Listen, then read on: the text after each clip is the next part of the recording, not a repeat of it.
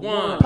If you knew better, you do better, but you ain't doing better because you're here with us. It's the Deep in the Rap podcast with myself, Kev Pua, got Jay Santos with me, got Pastor Josh Olivero with me. Shout out to Prayway and all them. And of course, you can find us 20,000 leagues under the sea, here to break everything hip hop down. I get that. Hey, yo, Jordan, what's the vibe, cousin? I get that. We 20 under the sea. I feel you. 20,000 leagues. 20,000 leagues. I got you. What's this? Danny Brown, man. Oh, he dropped his new album? How'd you like it? It's dope? I saw a poll on Twitter that was saying Pusha T versus Danny Brown, like in terms of albums. I haven't heard Danny Brown's albums. I know he got some dope music, but I haven't really checked his albums, so I can't really tell you. That's a hard one. Danny Brown album. This album was crazy. From 2013 to now. I ain't gonna lie, you know, it's the wacky hair, the jacked up teeth threw me off. Like, no. Now he's clean. He got waves. Yeah. No, he got a show on Vice that's pretty interesting. So that's why I'm cool with it. Talk about consistency. Episode 4. Episode 4, most definitely. Cheers. Shout out to the OJ. Most definitely. Shout out to the OJ. Episode 4. So one more before we get sponsored. I hope so. I hope we get sponsored. It's dope to even be this far. I know it ain't far enough, but our first attempt at doing a podcast, we got 2 video episodes in, and then we had like 3 audio ones afterwards. But it wasn't it. It just really wasn't it. And shout out to the consistency in terms of us putting in the effort. I know I say this all the time, and I know y'all don't really care because y'all just see the final product, but there's a lot of moving parts to this, and there's a lot that goes into this, and so it seems simple, but to make it happen every week and make sure that we do it every week and that it gets released every Wednesday at 10 a.m. I try to give y'all the episodes. So between having internet failures, between YouTube failing me last week, I almost had a scare last week because I uploaded the video on Monday, and I scheduled it for a Wednesday release at 10 a.m. because you can schedule your releases on YouTube. So I scheduled it for a 10 a.m. release on Wednesday. I'm like, I'm good. He's like, yo, you good? I'm like, yo, I'm good. I'm like, listen, if anything happens, it's going to be on YouTube. I'm good. I uploaded the video. I waited my little hour and 5 minutes. I'm thinking everything's perfect. Wednesday comes, I wake up late. I'm like, oh, let me check the numbers. We doing numbers. Video's not there. And I wake up to a text from him like, yo, where's the pod at? Where's my video? He's like, yo, where's the pod at? I'm like, oh, let me look. So I look, it's not uploaded. I'm like, yo, give me a minute. I gotta go check. I got up, did all that, and then I had to re-upload it. You know what I'm saying? I had to re-upload it. So I'm like, dang, man. So I had a scare. I'm like, yo, I hope it doesn't take 5 years. So I had to call Manny. I had to get it all back up. It was a lot. So I was just saying, I know it seems easy and it seems like, oh, we're giving you a podcast every week, but it's a lot of work, man. And then chopping up the promos and all that, there's a lot that goes. Fun. That goes a lot into it. But the grind of doing it independently to me is beautiful, and it's dope. I think we have to go through the process just to really appreciate what we're doing. And a clip recently went viral this past week with Tyler Perry when he said about making his seat at the table, and he recently had his studio opening in Atlanta, and so that was a big deal because he opened the studio. I don't know who's backing him currently, but I know that when he first came into the game, he was independent and he did everything on his own. And so it was dope to admire. I know y'all got the clip to play about the clip that went viral. I got you. Yeah. And there were all of these people that kept passing by me. I said, I'll help you cross. So he told me he was going to my school and he was going to sell candy there. Give it a little more volume. So I helped him cross the street to get there. We became good friends. His name was Mr. Butler. That moment reminded me of my mother, bringing her out of pain into laughter to help her cross. My first 10 movies were all about her subconsciously, wanting her to know that she was worthy. Also considering that Tyler Perry came from being homeless and stuff too. All of that was about helping her cross. When I started hiring people like Taraji and Viola Davis and Idris Elba, they couldn't get jobs in this town, but God blessed me to be in a position to be able to hire them. He's there serious. I was trying to help somebody cross. He's dead serious.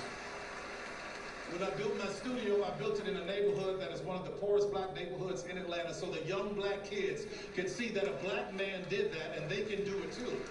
I was trying to help somebody cross. Facts. Talk about it. The studio was once a Confederate army base, and I want you to hear this, which meant that there was Confederate soldiers on that base. What else? And planning on how to keep 3.9 million Negroes enslaved. Now that land is owned by one Negro. Bar work.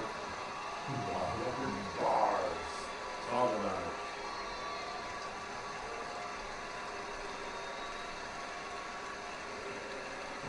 It's all about trying to help somebody cross. While everybody was fighting for a seat at the table, talking about Oscar so white, I said, y'all go ahead and do that. But while you fighting for a seat at the table, I'll be down in Atlanta building my own. Because You cut it off right there. Like that's all we needed right there. While y'all were fighting for a seat at the table, I was making my own. That was hard. That was hard. Yeah. Now I know you felt like a little, like you felt moved by this quote. Talk to me. Tell me more. I'm a history buff, not a history scholar, but I'm a history buff. Right. So that quote that he just, or that bar, the bar work, that now that land is owned by one Negro, the fact that he said the word Negro and didn't go politically correct with African American, you know what I'm saying? Like he used the same terminology that was being used somewhat in that time. It's just crazy to see like his rise, you know what I mean? Like he comes up, and to think about the names he just dropped. Who's not booking Viola Davis? You know what I'm saying? These days. But she was who she was back then. Granted, people get better in their craft or whatever, but still. She still had the skill. No one saw the potential. You know what I mean? Like Viola Davis is insane. Idris Elba, like who didn't see these people? So for him to spot that, and he's like what 3 for 3, 4 for 4 in terms of like picking people to nurture and put in his movies as he's trying to come up and build his empire. It just speaks to the blatant racism that exists in Hollywood and in the movie making business, where he other people had to have seen the talent and made a deliberate decision to choose not to cast people because they were black. And I've heard it said before that though there are amazing black actors, black people don't sell movies. Yeah, I've heard that said. That's a theme among Hollywood. Yeah. So for Tyler Perry, coming from a homeless background and hardships and everything, to push all his chips in on betting that they're wrong. Yeah. That's crazy. Because he's not only done movies, he took that to Broadway. And he's done television shows. Family, you know that's hard. I mean, I know. So Oh, he's talking to viewers. That's harder to do than movies. Yeah. In movies, they yell, cut, right? And redo the scene and all that. Yeah. On Broadway. He started on Broadway, as a matter of fact. That's hard. You can't yell cut. Yeah. You mess up the scene, it's a wrap. Like people were sitting there like, uh-oh. Absolutely. Can't take that back. Yeah, you can't take that back. So for him to take all of that production through plays and Broadway scene type like environments, and then build this amazing studio that, if I'm not wrong, it says it's bigger than Disney and a couple other studios. Yeah, they said it's bigger than like Disney's Paramount or Pick, something like that. They were saying it's bigger than Mad Studios. I'm gonna tell you right now, Tyler Perry didn't put up all of his own money. You can't, because you can't. There's not that much. So there were other people that. I know that he's currently backed by BET as well. It's a no-brainer at this point. You gotta go put your money where, Yeah. right? So there's enough evidence and stats and numbers and reports that are saying, bet your money on Tyler Perry. And he builds this huge conglomerate, and now he's out of here, man. Like I'm just so happy for him and proud of him, man. And from what I can tell, because I'm not trying to go on my brag bag, but I know I have a good friend by the name of Angela Robinson. She's an actress on The Have and the Have-Nots. She plays. That's a personal friend. She's a personal. Shout friend. out to you. Name dropping. Angela, Pick it up. Angela Whitehurst. Shout out to Angela Whitehurst and her husband. She plays the Ice Queen. Mm-hmm. She's a dope character and on the scene. She plays like the most demonic person on the face of the earth, but she's actually the most sweetest person. She lives across the street from Dwight Moore High School, actually. That's dope. She's the dope, and she would say like, yo, like one of the dopest things about Tyler Perry is he's so big, but yet he prays with the cast before. I'm not talking about the prayer portion, right? I'm not saying he's dope because he prays. I'm saying that the fact that he takes time to connect with everyone on the staff, being the man that he is in stature, to just go, yo, before we do this, let's just connect on a human level. Absolutely. Before we go out and do this, because we're a team. Like he hasn't distanced himself. Yeah. He's not just like a figurehead and like just a person in the shadows. Yeah. So all that to say is that he's still a dope person at heart, as he's ascending into an unknown stratosphere. To be honest, pretty good. He's about to eclipse everybody out there. I hope so. Yeah. Well, Tyler Perry, I mean, before the speech, like, I've always had I don't want to say a problem with him, but, like, it's just like, sound like a hater and shit. But like, the Get way... your hate on, go ahead. Perfect. But the way he, climbed up that ladder, it's like it makes me kind of, like, look at him a bit side-eyed, like, like the whole Medea character, like, you all have that thing where black actors or, just black personalities, they have to, get into a role wearing, like a dress, or like, they have to play like a female character or whatever. But, and like his movies, I mean, they all follow like this stereotypical like view of like the black family, and it's always like some weird like abuse in the family. Like, yes, it happens, but like it's like it doesn't happen in every family. It's like that's not the total black experience. Yeah, like it's one of those, like a lot of movies, it's like one of those what people call like the victimhood of like black people. So it's like always, like how they put out these slave movies. It's all the plight, though. It's all the plight of the black person, yeah, the black plight man. of the black man, right? It's always the slave movies, all this, they're trying to keep them down and they find a way up. It's cool, but it's like it's a lot of black people out here that has done great things that should be shown to people and shown to younger kids. But with all that said, I don't care about none of that because he did it on his own platform. And that's what I definitely saw him in Medea doing just that, the stereotypical angry black woman. And while those thoughts did come, I was like, I love that it was a black man doing that. Yeah, like he was telling the narrative, like you just said, like he's telling the story. Yeah, so he gets to tell it his way.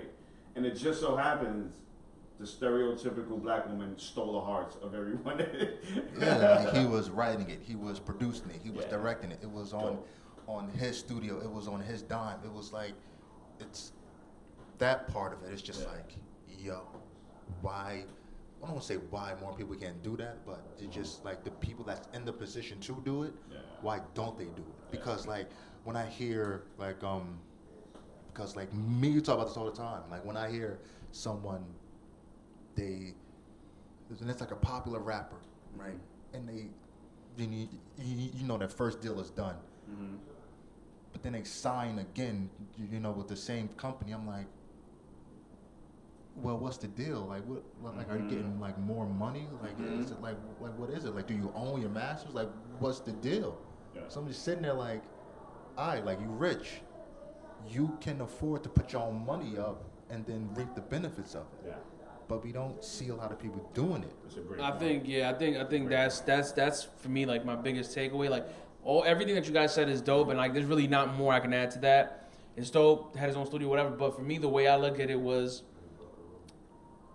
why can't artists take that approach to their music? Like you said, like don't get me wrong, that grind is tough, that grind is hard, but if if like you said, if you've sold records before, why not take your own money and put it up? Like why? And even especially in today's day, the way that music distribution is, you can just literally at the click of a button. All I need is Wi-Fi. You can go into Starbucks and release a song, bro. Right. Like if you ain't got Wi-Fi at home, go to Starbucks and you can release a song. Yeah. Truth be told, you could even do it from your phone. All you need is a phone plan and you can release a song. Yeah. And so, like that just made me like realize, like, you know, why is the music industry still built like that? Why do kids still feel? Let me not say kids, just artists in general still feel that they need that dependency from a major label. And I'm not saying that major labels are totally bad, because there's situations where they can help you. Like for example, Freddie Gibbs recently he released an album.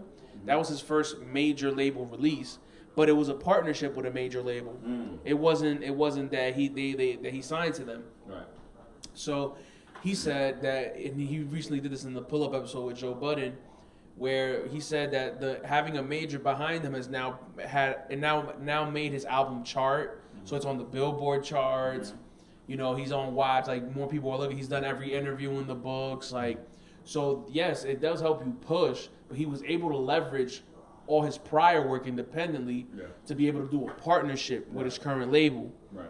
So that's just the way I look. I'm like, you know, rappers got to take a book. Like, while he says it best, man. Like, while y'all were busy fighting for a seat at the table, I was making my own.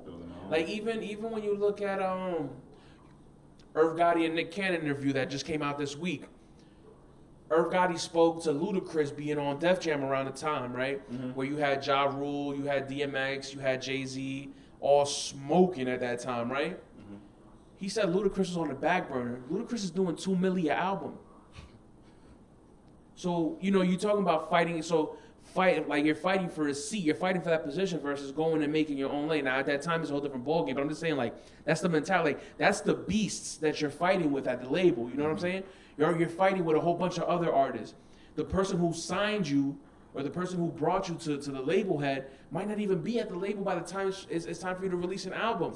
So now the people that are backing you, you're not even there. Like, there's too many moving variables that are dependent on your own music when you're just trying to go straight for a deal. But doesn't that speak to the genius, man? All right, so the genius and the self-confidence of Tyler Perry and his own giftings and craft. Absolutely. He didn't build build this wave and then leverage it for a seat at the table. No, not at all. He built the leverage and used that to build his own table. You get what I'm saying? So he didn't have to wait for anybody. Like when he needed funding, because I'm sure he did, everyone needs funding at some point, he pointed to his past work to say, I need you to come pour money into what I'm doing. And that's why I have an issue with people that want to have a gripe with Jay-Z or whatever, and they want to say, Hov ain't done nothing for artists, and he ain't done... Fan, homeboy literally bought a streaming platform.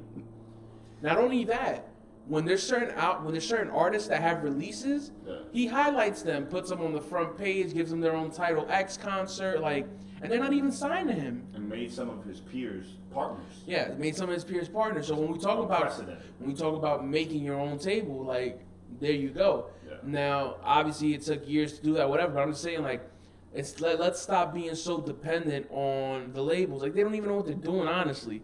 Look at movie studios. Even when you talk about movie studios, movies are being recycled out the wazoo right now. There hasn't been an original hot movie in ages, bro. Creativity's gone. The last what big like original idea was Jordan Peele and Get Out. That was like the last. Yeah. That was probably like a dope original idea. But yeah, every movie that's a hit or that's a success is either a remake or it's a franchise. The Fast and the Furious and. You know what I'm saying? So it's either that. But yeah, man, like, shout out to Tyler Perry, man. Like, that's awesome. I commend him. Like, there's nothing you can do but commend him. Like, shout out to him also for naming like certain lots of the studios under of black important people from black movie history, I guess you would say. Yeah. So he has a lot dedicated to Spike Lee. He has one for Denzel and stuff like that. So the utmost respect to him for that. Only the greatest actor of all time. That's it. Let's relax. Uncle Willie. Let's relax. Nah, Don't tell Jordan nothing about Uncle Willie, bro. Let's relax. Let me throw some negativity out here. Throw it. Sounds Sounds like you. Tyler Perry was right in saying build your own table, and he's encouraging people, right, to believe in themselves and do all of this stuff. And Now this sounds like it's about to be the truth. and while now, because of the internet, social media and stuff, we have this ability to do our own thing, right? Like us right now, we're doing this podcast on our own. We don't have the backing of like a major conglomerate. We're doing our own. But if y'all want to come in, by all means, bring that money through. We will take it, boy. I'll tell you. But here's the thing about Tyler Perry. So the issue of race is a factor because Tyler Perry's black and he's doing something, unfortunately, that black people haven't been able to do. Yeah. Now, while I believe that race is a hindrance, I don't think you should get a pass for it. So what I'm saying is, don't get it twisted. Tyler Perry's good. He's not doing all of these amazing things because he's black. He's doing all these things because he's good. That makes sense? Oh, yeah, absolutely. So while I do believe, had he gone the route of trying to get a seat at someone else's table, he would have been hindered because of race, right? Mm-hmm. But he's good. If Tyler Perry would have been mediocre, there would be no Tyler Perry Studios. Yeah. So what I'm saying is, he's right in that. He found his niche audience, and boy, did he cater to them. But he's good. To his niche audience. He's writing, he's producing, he's acting. The guy is an anomaly.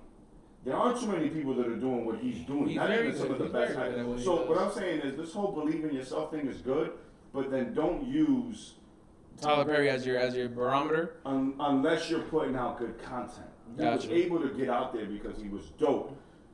Don't think that you can put out a podcast and you should be supported by the masses if you're not putting out good content.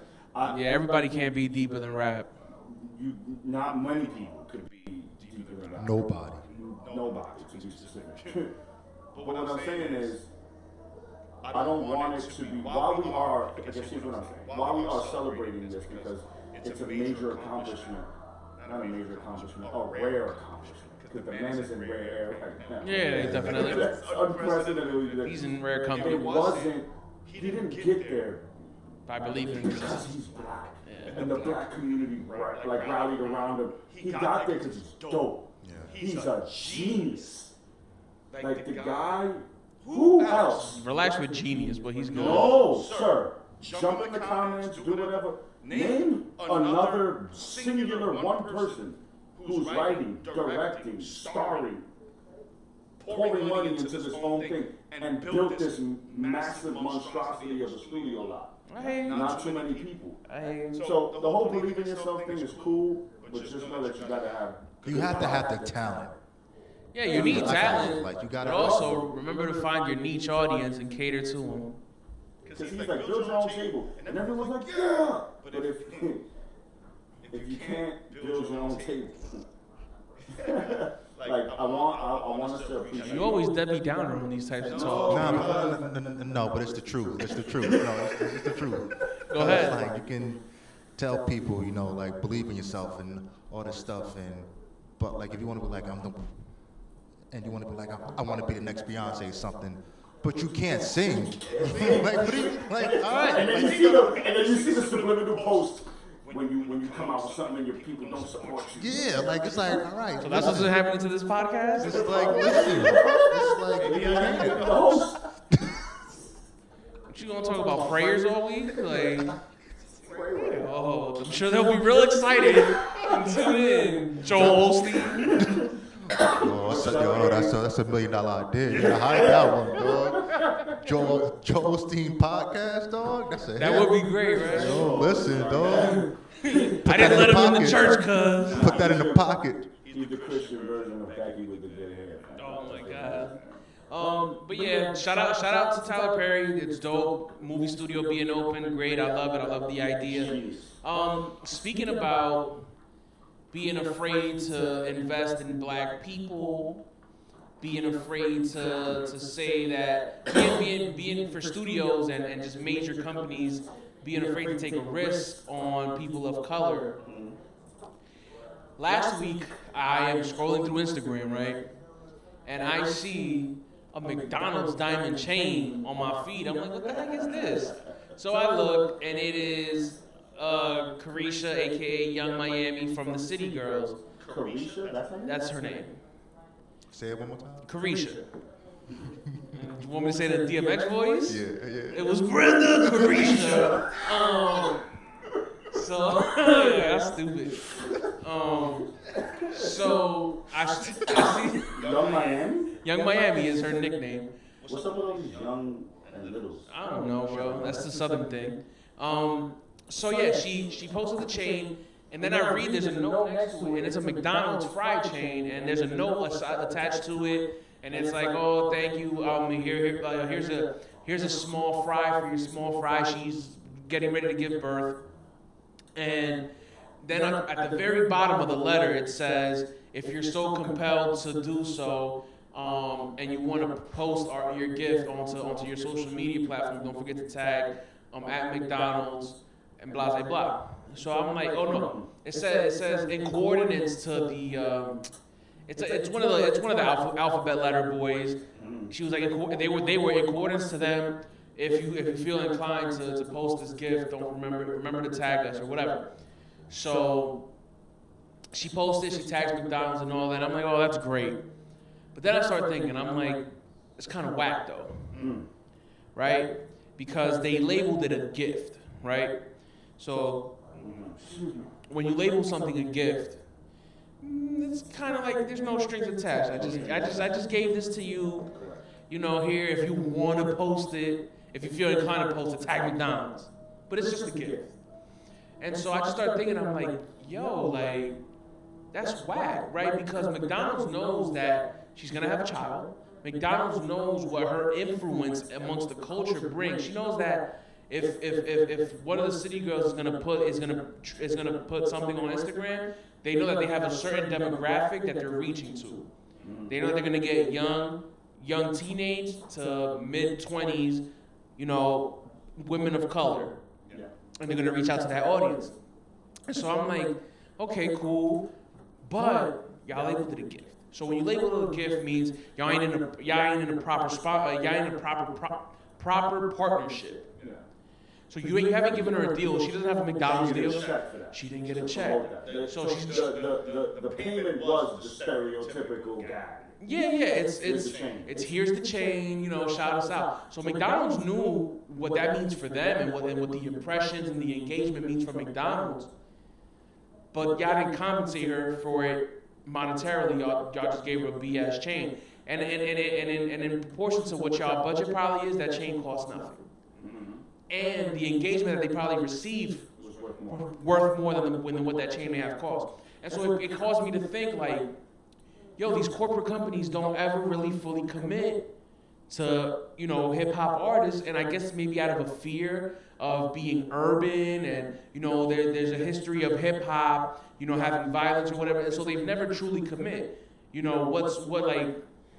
Aside from the anomaly that may be like your Jay-Z and Samsung deals, or if you can help me out with some, I know there's a few, the Kanye Adidas deal, like there's very few of these big corporate companies linking up with hip hop artists, and they always do little funny stuff like this, like they might give them free gear, or they might give you a free car, but you're never attached to Mercedes, or stuff like that. And the clip that it reminded me of was, if you guys have seen the Backstage DVD.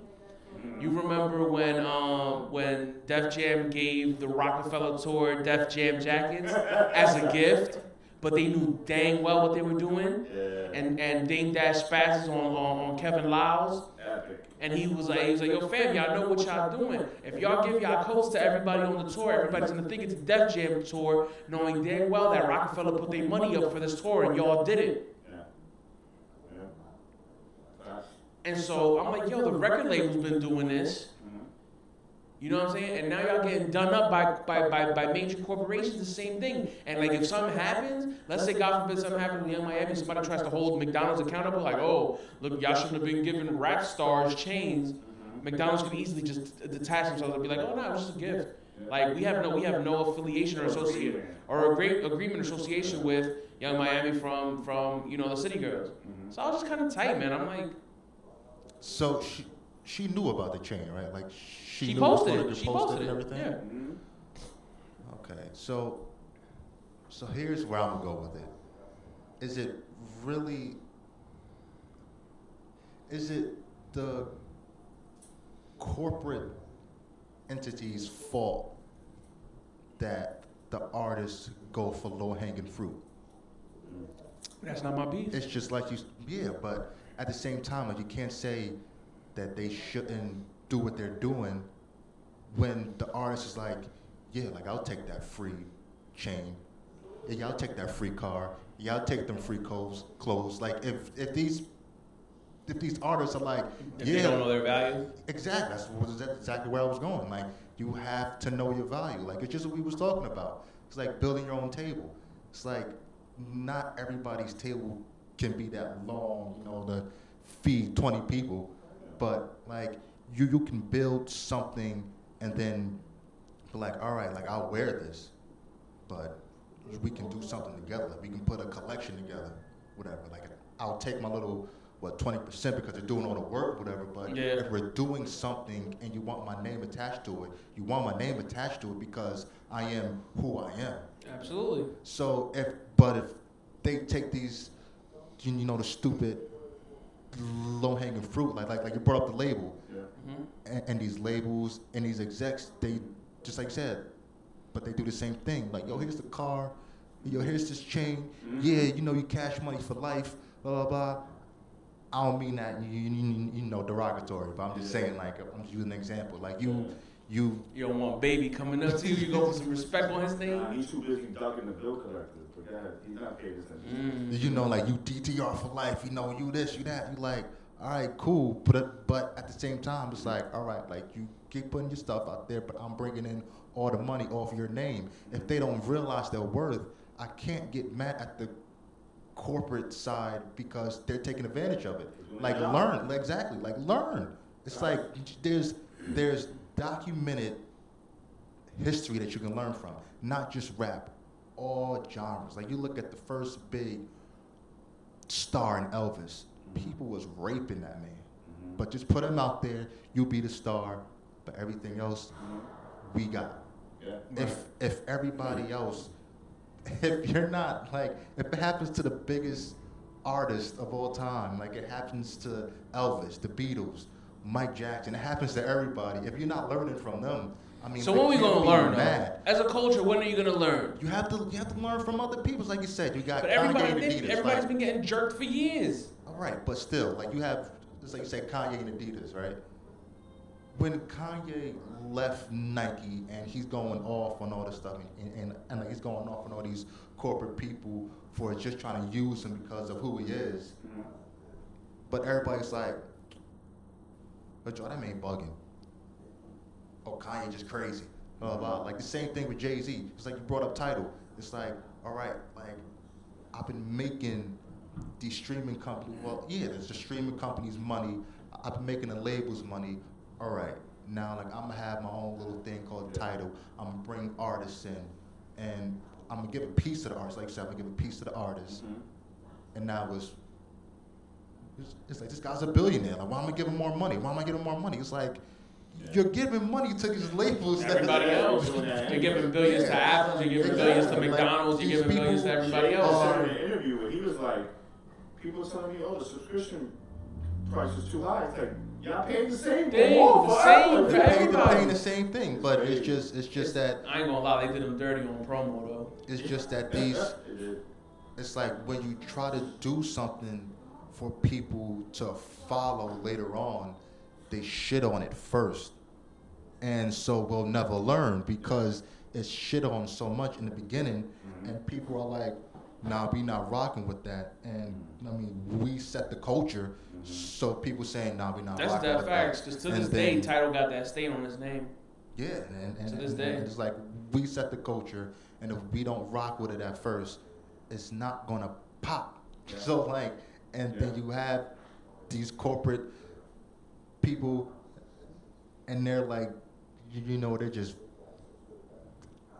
with like their fangs out and whatnot, and they're like, yo, like this is easy, like bro, it's like, easy this is thievery. easy. Yeah, it's easy. thievery. So I can't really blame them because if I'm in the same position, like if I have $1 billion business and I spend probably $100K on the chain, be like, all right, man, I can get my social media up. It's like, yo, that's easy. Because how many people you think followed McDonald's after her tagging that? Like, yeah, like I didn't even know McDonald's had an IG page, so that happened. Yeah. McDonald's bottom line is not food; it's money. Their product is food. Yeah. They can care less about any of this stuff. I would add a B point, a sub point to Jordan. Yes, know your value, right? But in terms of culture, fam, stop allowing corporations to stereotype the culture. You get what I'm saying? Like, if at the end of the day, hip hop they're just entertainers. Yep. That's all you are. You're an entertainer. Absolutely. What McDonald's just did was turn to the hip hop culture and go, we believe all you guys are thotties who shake your butts in thongs and strip clubs, and you're all drug dealers and criminals. So let me send you your prop. Yeah, they ain't sending She's Common no having a chain. baby. They sent her a chain, a golden rapper chain. By the way, it's a French fry chain. It's a French fry chain, small fry That's chain. crazy. Let me put it this way: when Denzel won an Oscar, right, or whatever, did he win an award for Training Day? Yeah, he won an Oscar. No one sent Why him did a Denzel diamond have to be gold crooked badge before he took that it? said crooked cut? They didn't send him a prop from Training Day. You know what I'm saying? Like endorsements, people lined up with him and gave him his due respect because they told Denzel, we don't actually believe you're a crooked police officer. We know that was just a role you were playing in your main craft as an actor. Yeah. But they turned to this hip hop girl and they said, oh no, we believe you. Here's a rapper chain. You know what I'm saying? And so her and rappers like her are allowing themselves to continue to perpetuate the whole stereotype that hip hop is what they claim to be. You're not an entertainer. We believe you're a drug dealer. You're not an entertainer. We believe you're a gangster. And so we're not going to partner with you, but we sure as heck are going to benefit off of your platform that you created by yourself.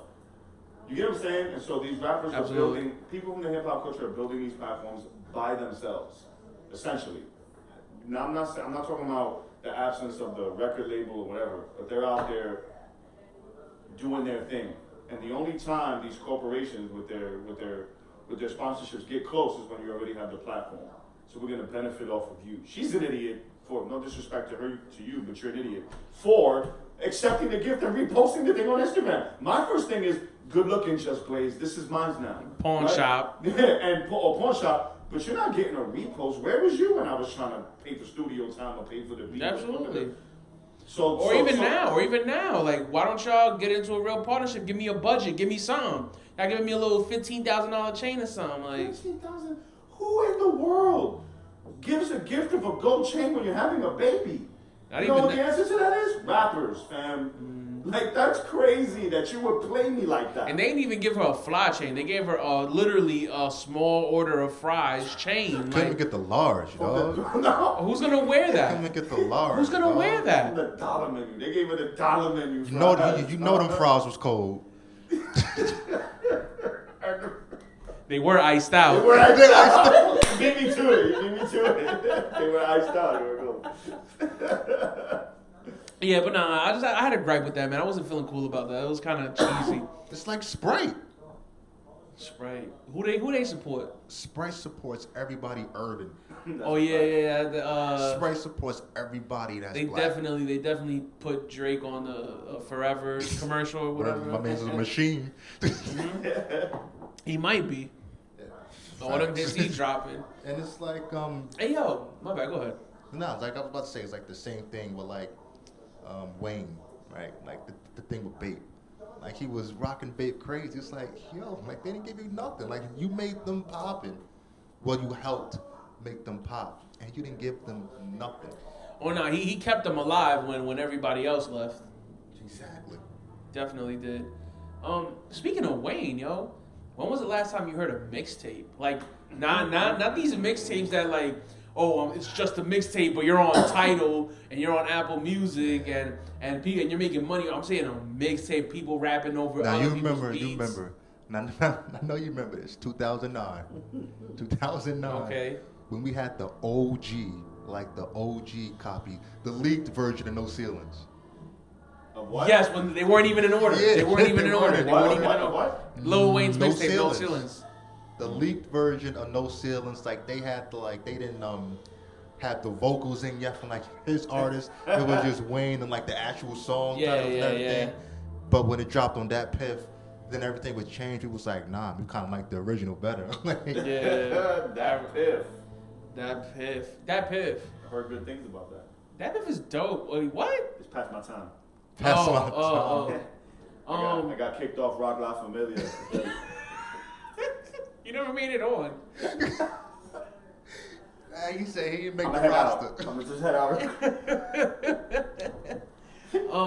Nah, but yeah, that Piff, damn, I ain't been on that Piff in forever. But now that you say that, I remember I think like a year or two ago, I was trying to listen to number one. I was trying to listen to So Far Gone before it got onto the streaming platforms. Mm-hmm. But I was also trying to listen to Dedication 2 by Lil Wayne. I'm like, yo, where can I listen to it? I'm like, Dat Piff. All right, let me go on Dat Piff. But I'm like, I'm not going to go on datpiff.com on my phone. That's weird. So I go to datpiff.com on my phone, and I'm like, I can't play music. How do I play Dat Piff music? Yeah. They have an app. So It's still alive. they're still alive. No, They're it's still alive. not.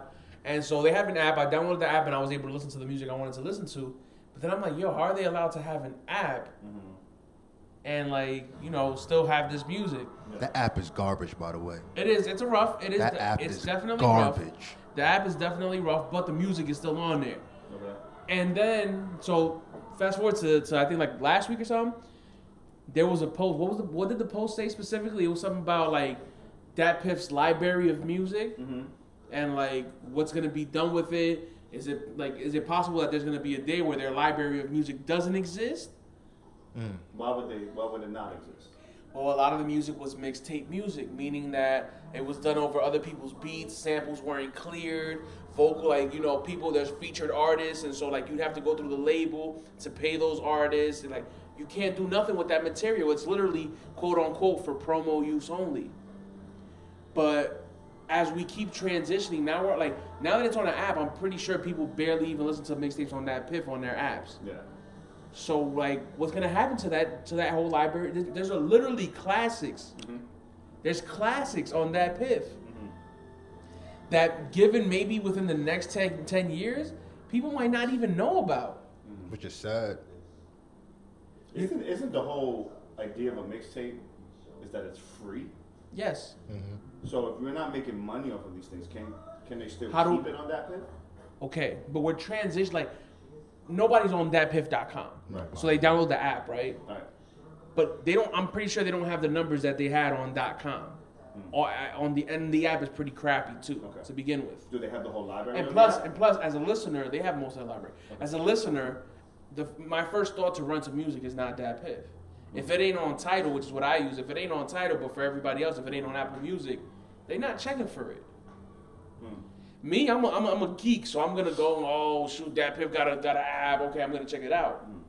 That's because we grew up on it. And we grew up on it. My bad. So like the next generation, like they're gonna have the streaming services, and like Kev said, it's like nobody. Well, like the artists, they release their mixtapes, but it's actually just free albums or whatever. Well, we're not really free, but it's on the streaming services, so it's just like it's gonna be obsolete soon. Like, at least like older music, right? When you talk about music from the 80s, 90s, or even early 2000s, that wasn't like when you talk about mixtape music or just music that was underground music, there was physical data, right? And so somebody took that physical and converted it into a digital format, and so now it just lives on YouTube. Are artists releasing mixtape joints on Tidal and Apple Music? They release them as mixtapes. They're not their official albums, but they're albums. Like, Yeah, because you're paying to hear that because of the subscription fee. because if it genuinely was a mixtape, they would have their old music on Tidal or Apple Music, and they don't have them on streaming services. That's why it was a big deal when Drake put So Far Gone on streaming platforms, because that was a mixtape. Yeah, like he it- went through the loops and all the trials to get samples clear. Like, people were worried because he took one of Kanye's beats, the Say You Will beat, and Why Do I Feel So Alone? That was a Kanye beat. So people were worried because they had their little riff or their beef or whatever. He essentially turned the mixtape into an actual album. We have today, and today our mixtapes. Oh, he turned So Far Gone into an album. So Yes, Far Gone. it's now an album It on has to be, Tidal. if he has to clear all of that. Yes, it's yes. an album now. So that's our point. So there's now, in order for other artists to do that, they don't have the money and the reach that Drake has. How do you do that if you're everybody else, or somebody, let's say like Lil Wayne, who had a whole run of mixtapes, All for Are you- killing other people's beats. murdering other people's beats? Do you go back and what are you gonna do? You're gonna clear all those beats? It seems like that Piff needs to market themselves as a mixtape drop site or something, right? Like, But nobody drops. if you want the unofficial but- joints, go to that Piff. Nah, they do. Like, it's always about the mixtapes, but the mixtape isn't the route anymore. It's making polished. It's making polished EPs. bodies of work. It's making And an then- EP. It's making a project. Nobody Yeah. makes mixtapes now. They make projects. Yeah. So that's why when you have a Summer Walker release and they're like, "Yo, this is her first album," it's like it's her first official album, or somebody like The Baby, where they just dropped an album and they're like, "Yo, you just dropped an album? It's their first official, but you just dropped something earlier." Nah, that was the mixtape. Yeah. Or Meg Thee Stallion. Same thing with Meg Thee Stallion. She dropped I thought, "Oh, this is your first album?" Yeah, nah, these were all mixtapes. She was like, "Oh, okay."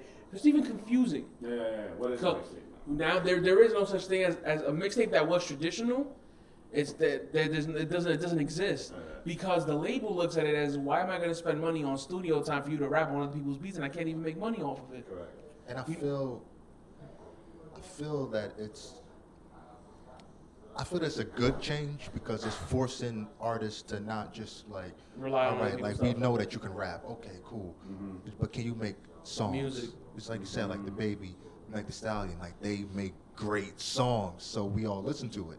So it's just like it's kind of forcing the artist to like become more well-rounded. Yeah. It's definitely. Yeah. Even when you look at, like, let me see, what was I gonna say here? The Right. way, Uh-huh. so like, when you talk about albums and all that, right? You had to before, right? You had to clear samples. Here's what I don't even know what the heck I was talking about before. My bad. People would just rap on. We beats. up to date now. Yo, I was downloading the information. Yeah. So they can't even make any money off a mixtape, right? So before you would use a mixtape to get your buzz up and then, get signed or whatever. Did you hear what just happened? We're coming full circle. You threw out a lot of free material Yeah. to get your buzz up to get a seat at someone else's table. 50 Cent is the future. That's essentially what we're talking about. But yeah, man, like that's what it is too. Also the form of distribution, right? So mixtapes were also put out because, for example, Joe Budden made his name off mixtapes because he got blackballed by Def Jam, and what did he do? He just dropped mixtapes. So when you had beef with your label and you had nothing else to do, I'm dropping a mixtape. I'm dropping a Don't say mixtape nothing because it's free. because you want to keep your name hot in the streets. Yeah. And so I'm dropping it on that Piff. Yeah. But now the forms of distribution, I can go on a DistroKid, I can go on CD Baby, I can go on these various websites where I can upload my music and they can distribute it to your Apple Musics, to your Spotify's, to your Titles, to your YouTubes of the world as official music, and I can make money off it. Right. So I think that's also killed the mixtape game too, because why am I gonna as an up and coming artist, right? Because you have people like Joey Badass who made their names on that Piff. Meek Mill, his first Dreams, Really? no, not even his Flamers mixtapes. That Piff? That Yeah. Piff That's crazy. made their careers on that Piff. Like you would go to that Piff page, what's new today, and fam, you'd always find something new. And so there's rappers that made their career. So now with Wiz, Mac Miller. Mac Miller, Wiz Khalifa. Yeah, I remember the Christian OJ mixtape, was it? I remember seeing that on that pip. I'm like, who is this guy with this? That was like a streaming site before there was a streaming site. Absolutely was. And so you would do the same as an independent artist. Like you upload onto that piff, and yo, check out my. So you were good with that piff because it was free material. It was you free didn't material, hear anything, and you got it distributed to a page that everybody went and saw. Everybody went to. But now, and correct me if I'm wrong, what's happened is the artists have found a way to monetize the mixtape, and so that piff is. The mixtape has been monetized. Phased out. The mixtape has been monetized. That model hasn't adopted. No, there isn't. There's no more of me hopping on somebody else's beat and putting it out on the mixtape. It's yo, let me get my local producer, or let me go on SoundClick and find the beats, and let's put it together. And we're gonna pay for the beats. We're gonna pay the little $100 lease or whatever, and we're gonna put out an official EP or project or whatever you want to call it. Like even Bryson Tiller's first album is considered a mixtape. It came out as a mixtape. You know what I'm saying? And then one of the songs he says, as I'm looking for them hitters out on SoundClick, like he bought a beat off SoundClick. Same thing with The Weeknd. Started out with mixtapes. Yeah. They repackaged those 3 mixtapes as the trilogy or something like trilogy when he got signed. So it's just like. Yeah, like and so Bryson Tiller's first mixtape, it got so hot that they repackaged it as his first album. And so that started becoming the mode now. Like, okay, the people's first projects, okay, we're gonna put it into an album. We're gonna, make money off of it. So isn't it a good thing then? Just playing devil's advocate here, which is interesting. Anyway, isn't Lightning. it good for the artist and for the cause that we all believe in that piff is no phasing longer, out? Yeah, because the alternative to that piff is the artist actually making money and not have to throw away free product. Well, like it's I agree with you there. Like it's like that's fine. Like the artists, they're finding a way to make money for themselves instead of putting out for something free. It's just the thing is about that piff. Like all we're really talking about is just the library Their of catalog. music, They have a catalog catalog that they have. What happened to everything that? What happened to everything else? What happens when that piff is no longer making money off their ads on their website, right? Because they don't have traffic. Is all that music lost? And their servers go down. What happens to all that music? That can't live anywhere else. Where's it gonna live? Where's it gonna live? Their servers get down. I mean, this is a bigger conversation. Wow. This is a conversation for a later date. But that's also been the thing with people streaming stuff versus downloading, right? Because people are like, oh, why do I need to download music? Because if I stream it, it's fine. Fam, the minute them servers go down, or the minute that they want to pull it from them servers, that's gone. If you don't download it to your computer, to your hard drive, it's gone. Yeah. Like, I fear the day that piff goes and I got to go to my 2010 laptop that I haven't seen in 5 years that's at my dad's house in the basement buried for me to pull mixtapes off of it. Facts. I still got the laptop under my dresser, man. Yeah, like, no, for real. Just in case. Is there, man. But, like, there was... He got the mixtape bunker, bro. Yeah. I got some stuff on there, boy. Fire. Like OG songs. Like, yeah, I got some fire. Yo, man. You remember the All Night Long? All Night Long? Drake? Yeah, the original. Yeah, the original. What was I gonna say? There was recently a day where Nipsey Hussle's the Marathon mixtape got pulled from all the streaming sites because it was a mixtape. He was rapping on he's rapping over on the Hotline beat from Pretty Ricky. Like they pulled it and everybody's freaking out like, yo, put Nipsey back.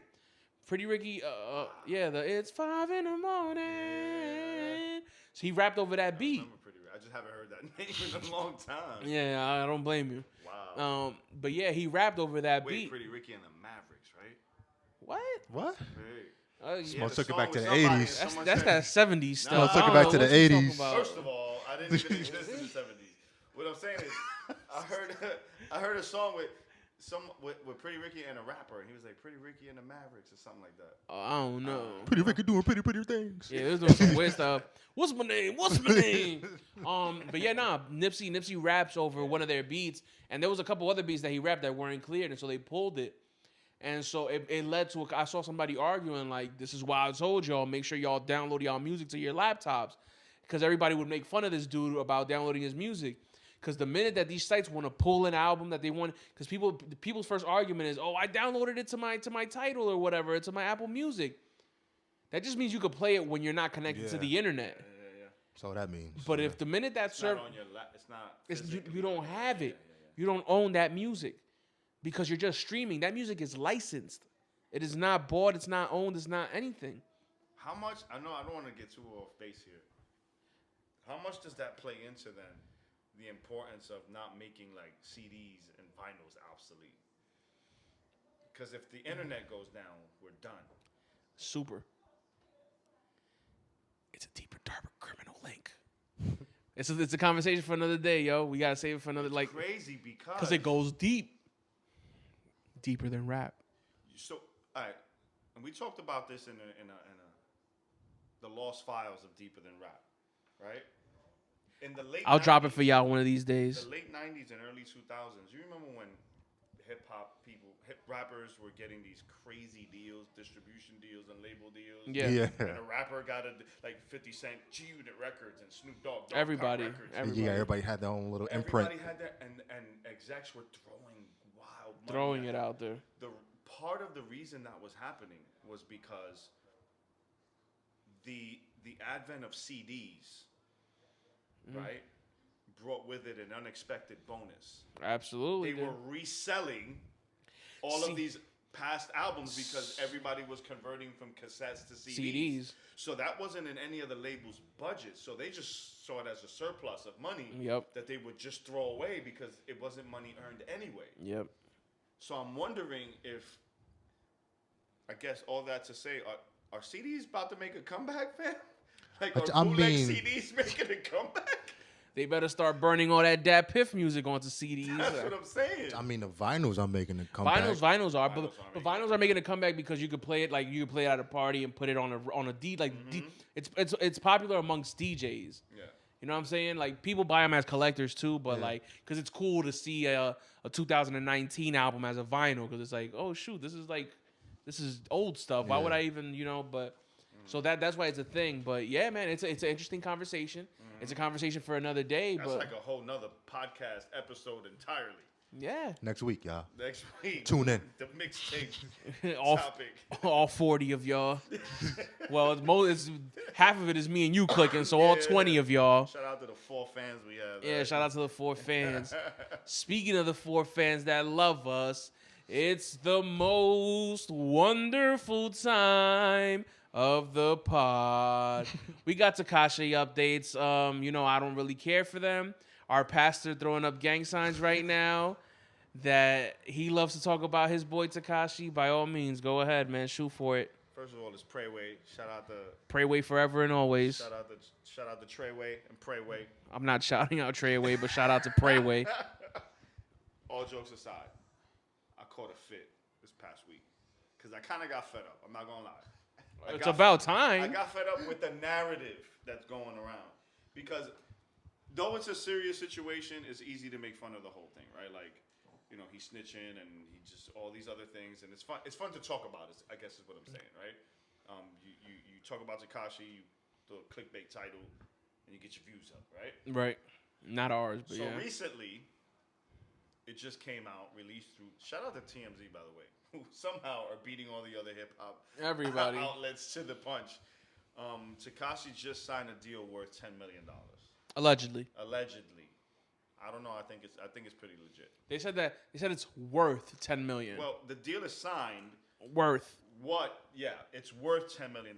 And I think that's with every deal. Like, even with athletes, if you sign a 2-year, $30 million deal, there's nothing guaranteed of that except for like $5 million. Unless you're a basketball or baseball player. And the $30 million is with incentives. And so if you get this, you get extra. Yeah, like it's like a shoe deal. Like, they don't get, like, you sign for $300 million, you don't get it. It's incentives. incentives. I don't know what I just said. Well, it's incentives. Most is gone. It's incentives. incentives. That you got to reach for you This to monk get making that up new maximum words. money. Right. Facts. So- Dog, I'm gonna trademark that. So the deal is worth $10 million. He's not Yeah. getting. That's $10 million marketing budget. That's everything. signing. That's security that he's gonna need. for sure. So the news gets out, and people were already talking about, like, the discussion was happening. Yo, what's up if 6ix9ine gets out? Can he still go back to rapping? That was like a discussion, and I guess him getting the deal kind of answered that question. Yes, he can. And so another conversation started, which I thought was ridiculous, right? Specifically with some of our hip hop personalities and rappers who have now become or started writing this activist wave, speaking on like stuff like Black Lives Matter and police brutality and these things. Right? Yeah. One of those people being my son. So that's where I first found out about Tekashi getting the deal. Like, he posted a Tekashi update and it said he got a deal. And in his caption, he wrote, "This new era is different." And so I'm not gonna lie, I commented on it, right? And then I started scrolling. I went to other like hip hop IG pages and personalities, and that seems to be the conversation. Like, that's the theme now. Like, yo, this new era is different. This new generation is different. And I'm like, different how? Speak on it. He Go didn't ahead. Tekashi didn't invent snitching. He didn't invent committing criminal acts and then throwing your whole team under the bus in order for you to get. You know what it reminded me of? It's wild. I don't know why I made this connection, but this is what it reminded me of. Donald Trump. MAGA. Make America great again. What's our response to that? When was America great? Like, what era are you talking about, fam? And that's kind of what came to my mind. Like, when were the streets different? When were there not snitches around? When was it uncool or unpopular to be a snitch? Tekashi's not even the biggest case of snitching. One of the biggest, and let me just connect the thread because I know what's going to happen here. One of the biggest snitching stories of our time was John Gotti and Sammy the Bull. Now, you can make the argument, that's not hip-hop culture. I beg to differ, right? Raekwon has a dope song called Wu Gambinos. We all talk about it, so. Okay. There's a rapper named Yo Gotti. There's a Yo Gotti. Irv Gotti. Irv Gotti. We could keep, so the Mafia had a huge influence. To the whole mid-90s. You know what I'm saying? No one talked smack about Sammy the Bull. No, partly because they knew he'd come get you. He was going to pull up. But no one was talking, and this was the 90s. Shout out to Snoop Dogg, love Snoop Dogg. He don't actually got papers on him, but he done ran to the police a few times. If you keep your ear to the streets and you do your research, he done went to the police. Talk about your boy. Like, so what I'm saying is, Snoop, I don't condone this BS. hey, I just heard it from people that, I know a guy who knows a guy who knows a guy Who knows Snoop? who knows Snoop and was at a certain situation where Snoop tried to. Anyway, that's neither here nor there, right? Shout I out don't to Snoop condone this. for doing big Nigga, I condone this. What I'm Snoopy saying bugging. is, we missed, or these hip hop personalities missed a great opportunity to point to the Tekashi situation and say, this is why you should stay out of the streets, because it's cutthroat. There are no rules. None of it's fair. It gets gritty. It gets grimy. You shouldn't be involved in It this gets life. gritty, beat, was Right. bloody. Because my thing is not to really belabor this point. What are they talking? Like, what era are you talking about? What is this Westworld gangland fantasy place you talking about where all of the tough guys and street guys follow the rules? Mm-hmm. Right? When did this take place? Because you could go to any era that appeared on Cocaine City and Feds Magazine and all of these, and they're all the pages are lined with snitches of people who broke the rules. Some of whom were able to come back to their own blocks because they were actually gangsters. They could tell on you and come back to their home, and you couldn't really say nothing about anything, right? Man. But check this out. I want to help. Can I help? I want to help our young viewers here. Can I do that? By all means. All right. Here, I'm gonna give you the cheat code. There are rules to the streets. There are rules. There's no snitching. There's stay away from civilians, right? Tax-paying citizens. Yeah. Who no women and children involved, right? Okay. Those are the theoretical rules. But here's the unspoken rule. When you break one of those rules, now there are no rules. That's how the game goes. So in theory, there are these rules. But when your boy steals from you, when homeboy sleeps with your baby mama or something, or when, you get what I'm saying? And now there are no rules. They missed my son, Mano, Casanova, all of these dudes missed a perfect opportunity to go, that's what happens when you play around in the streets. When you play with dirt, you get dirt. I think hip hop as a whole missed the opportunity to be like, yo, fam, stay out the streets. The streets, not just stay out the streets. The streets is a myth. That whole idea of you can play by the rules. I don't know about all that, Brody. You can play by the rules. I don't know. Maybe street code is a myth, but the streets themselves ain't a myth now. No. I'm saying this idea. What I'm talking about is this idea people have, this misconception that glamorize the streets as if snitching somehow doesn't belong, or doing your friends dirty, or betrayal. That stuff has no place in the streets. It fits. That's where it goes. There is no rules. There is no code. There is no honor among thieves. That's a myth that doesn't exist. No one who's actually been in the streets can tell you there's a way to do it that's right and good. It ends bad 10 times out of 10. Always and always ends bad. Yeah, ever since they implemented that RICO law. Even that was not to go down a rabbit hole, but even that was the legal system taking advantage of how grimy it is in the streets. Absolutely. But I'm just saying, on RICO, all you got to do is talk about it, and you're going to jail. Yeah, because prior to the RICO law, though, wasn't you could snitch all you want, but it took a lot to get somebody bagged up. Like you won't hear about that many snitches prior to the RICO law because they were snitching on themselves. I don't mean to reach here, but there's a famous drug crew, Yellow Top crew, right? And there was one of the dudes who he's a legend in the streets, did his time, came home. He just did an interview on another podcast, which I'm not going to name because we don't shout out other podcasts. But he's going back to jail. Guess why? Because some up-and-comers wanted to talk to the OG and get some pointers. And so he took the phone call. He spoke on the phone. Phone was tapped. Congratulations, you played yourself. You're going back to jail on a conspiracy charge. Yeah. Didn't touch no drugs, went in the room with drugs. It's conspiracy. They talk too much. Yeah. There are, like, this is what I'm saying. It's so messy. Like, so all that to say, instead of talking about Tekashi snitching and all that, this is a great opportunity to go, fam, stay home. Go to school. Facts. Get a job. Like, don't look at that and go, because here's what's happening. You're saying, oh, Tekashi, this stuff should not be happening. And so what happens is these kids don't go, oh, I'm going to stay out the streets. They go, no, I'm going to find the place where this actually works the right way. And that place doesn't exist. See, Oh, jeez, we gonna keep talking about this? yeah, because it's not really about Tekashi. It's about something else. It's not.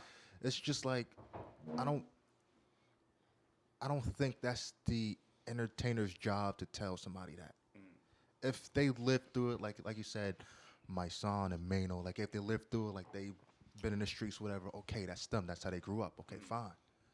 But it's not their job to tell kids to be like, oh, we need to stay out the streets. Like it's not like, just like we said previously, it's all entertainment at the end of the day. And it's not the job of any entertainer to tell some kids what to do. It's the job of the parents and their environment around them.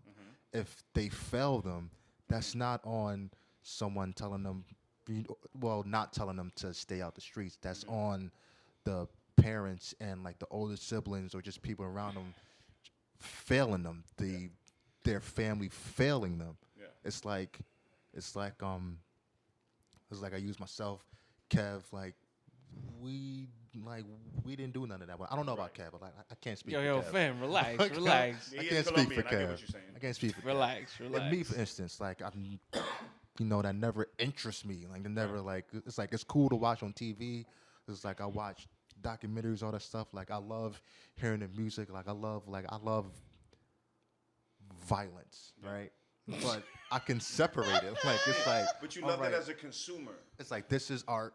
Well, whether it's like a video game, it's a movie, whatever, and this is me. Like I know what I can do and what I can't do. And so my mom and my dad, my parents, whatever, they let me hear and play and do whatever I wanted, like, you know, like in terms of art, you know, like like movies, music, you know, like my dad, he always brought the explicit version. Like he was like, I don't care. Yeah. So like we going to play this, but I wasn't walking around the house cursing. Right. Or like I can go play Grand Theft Auto some, and like I'm not gonna go to school try to fight people or you know try to shoot people. No, like it's a difference. You have to learn that this right here is reality. Yeah. The other stuff is art, and you have to learn that from the people you're living with. Yeah. And those are the people that's failing you if you're going around trying to listen to what someone else is saying about the streets. Like you shouldn't even be in the streets, like you said. 100. You are 1,000,000,000% right. My beef is actually in line with your thinking. My son is trying to play that other role, so he's stepping out of the entertainer role and going, "That's not cool. Where I come from, that stuff don't happen." Yeah. Yes, it does. Yes, it does. I get what you're saying, because me, as a pastor, sometimes I'll you know what I'm saying? I'll throw on some Mount Deep every once in a while.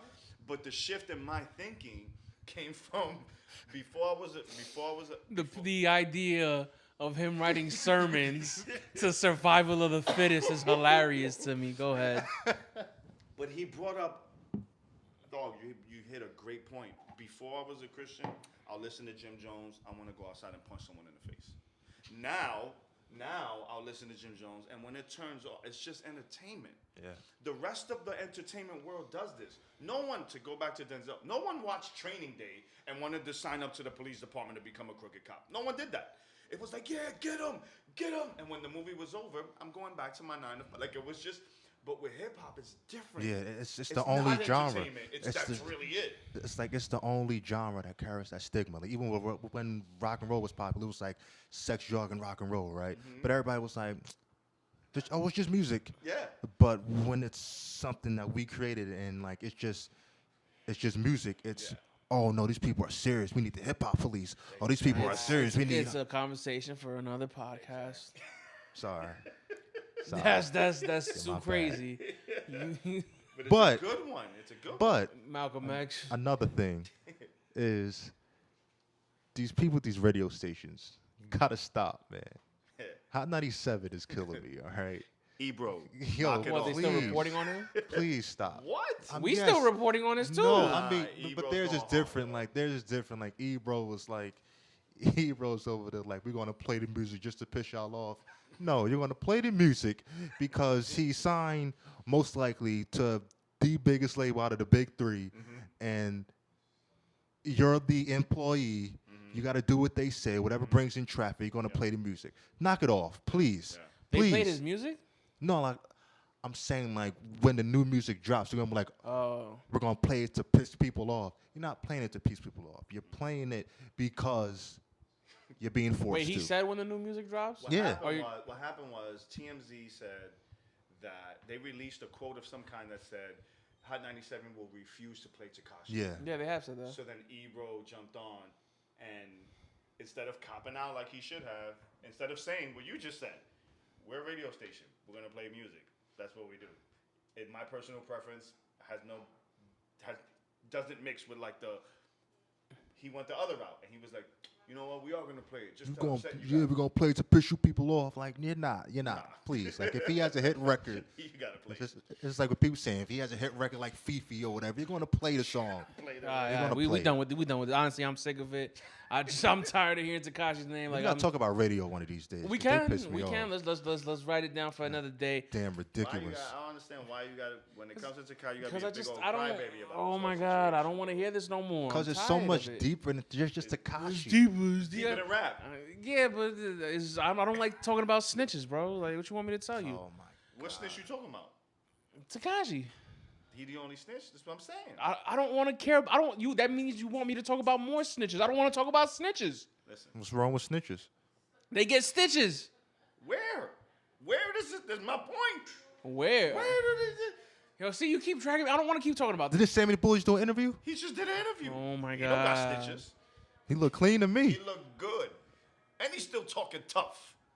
Because he locked up the dude that would have did it to him. That's why. Nah, fam.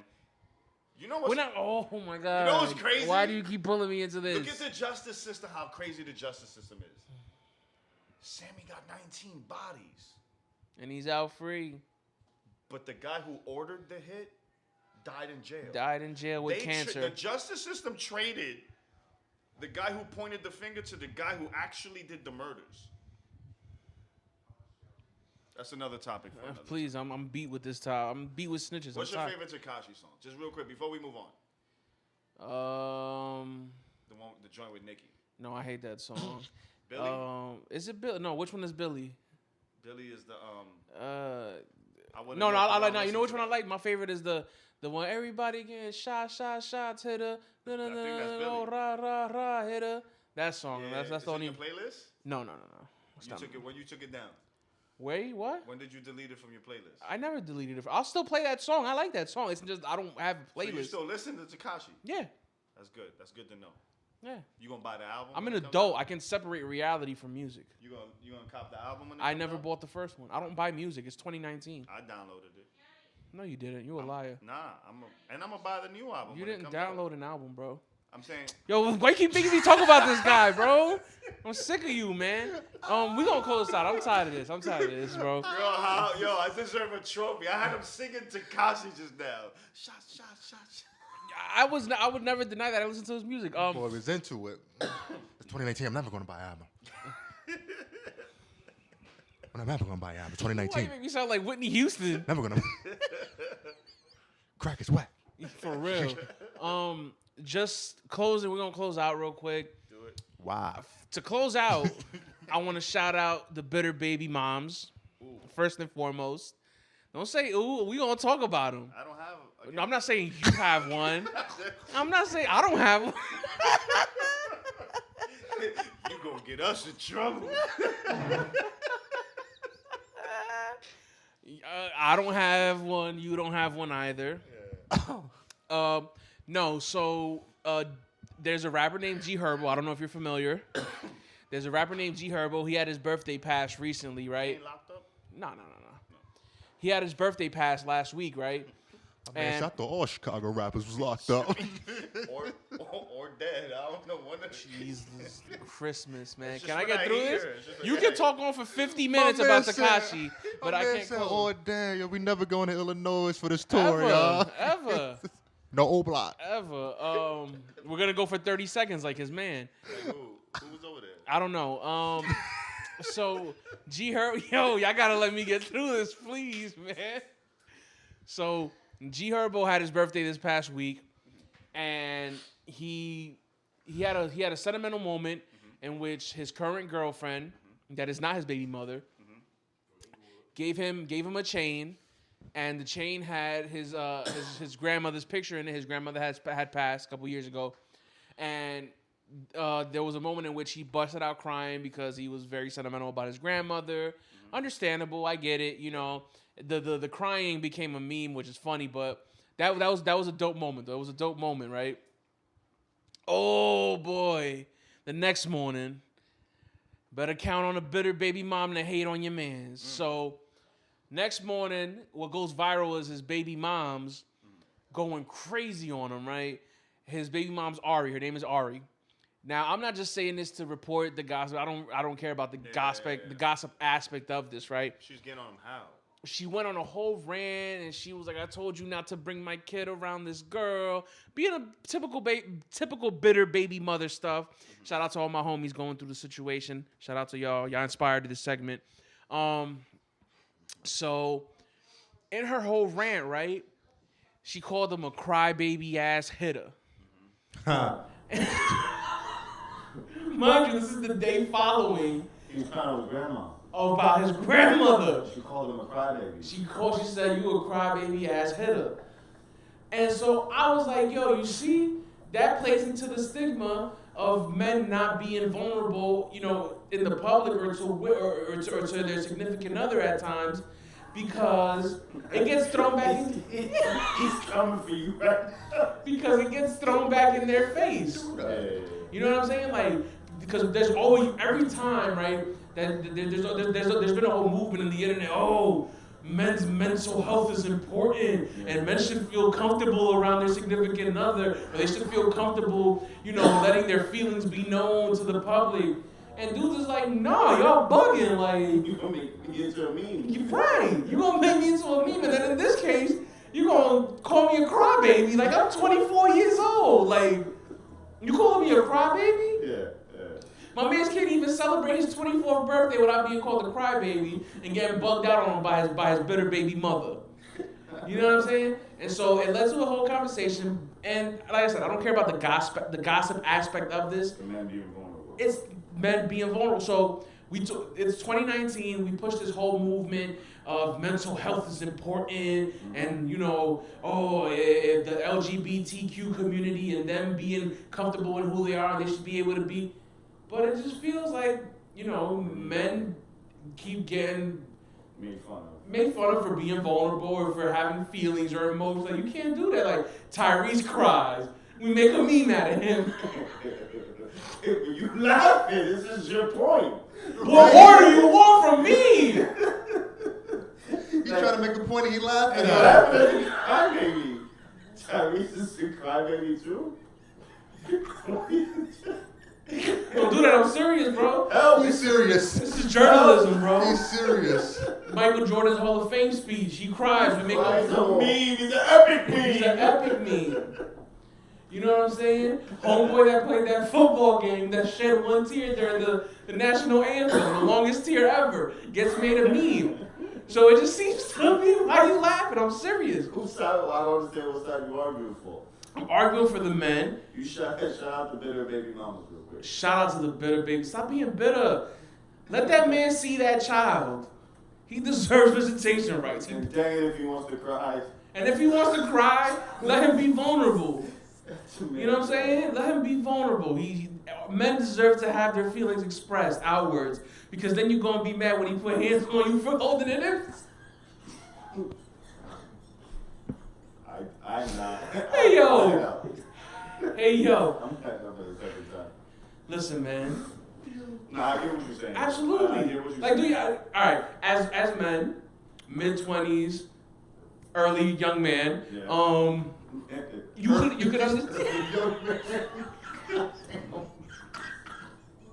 Why y'all closing out like this? This is a serious topic. This is you. You started it, right? That's you. Not letting y'all drink orange juice no more, man. But can y'all feel me or can y'all not feel me? I understand what you're saying. There's a stigma on men who are more emotional than we would like or feel comfortable with. You know what's crazy? I understand what you're saying, but I also understand the laughter. Like, I think it's okay for men to be vulnerable, but it's still funny when they're vulnerable. You know what I'm saying? Like, I think we mentioned him earlier. Jim Jones, we can all agree, he's a real gangster. He's a real gangster. When he cried On High 97, I that was like, pretty good. Come on, get it together, dog. So I don't know what it is. I don't know. I don't have an answer for that. I think I applaud men for being vulnerable and being in their feelings, or being comfortable enough to be in your feelings publicly. But it's still funny. Never. Go ahead, my bad. Never. I think, or maybe my beef is with the fact that, like, maybe like, because women in relationships tend to push for that even more. Like, you don't have to be the tough man all the time. You can be comfortable with me. I feel like I'm not good enough if you don't open up to me. I don't know you enough. And then, homeboy opened up. Granted, your relationship is over now, but that was a moment of vulnerability. And now now when I cry, you gonna make, my grandma died. Yo, come on, man. Hey, yo, we gonna wrap this up. Hey, yo, we gonna wrap this up, yo. We done. My bad. Shout out to G Herbal, bro. We out of here, bro. It's Deeper Than Rap podcast, You guys. cried? From laughing, yes. Right? From laughing. Right? This podcast is over. No, we can't end it yet. We can't end it yet. No. You can't cry. You just went on a rant about crying. Of laughter is different. Oh, Your son is back there crying too. it's the same thing. Are we crying? Is that what we're we're doing? We're crying? We're sharing a moment Jordan, let me of see your face. we're sharing a moment of vulnerability. No, Good, Jordan doesn't do well around crying. I sure don't cry around Jordan me, doesn't do dog. well around crying. Don't cry around me. Don't tell me no bad news. Don't cry around me, dog. I don't know how to take it, man. Hey yo, He's the. Man, that's crazy. no, for real, yo. Jordan will dead ass laugh in your face, like. Alright, no, I won't. Yes, you. He said that's crazy, man. Alright, bro. Anywho, yo, we gonna close out, guys. Please don't forget to like, share, comment, subscribe. Like I said, cry. subscribe to the Put some YouTube crying channel. tears. It's down here to my left, your right. Subscribe. Follow me on IG, BigKev92, BigKev92. Josh, what's your social media handle? Josh_Olivero on IG. Deeper Than Rap podcast on IG as well. Don't forget, that's the podcast page. Than Rap. Jordan, close us out. What's your Instagram page? I don't got no Instagram, man. Why, you don't want people seeing you I don't cry? want people seeing me all vulnerable. You know I can't say that word. I was trying to practice it in my head. Yo, Jordan can't say vulnerable. That's I was hilarious. trying to practice it in my head. I always fuck it Try real up. quick, just try real quick. Nah, I can't, dog. I can't. It's Deeper Than Rap, y'all. We out of here.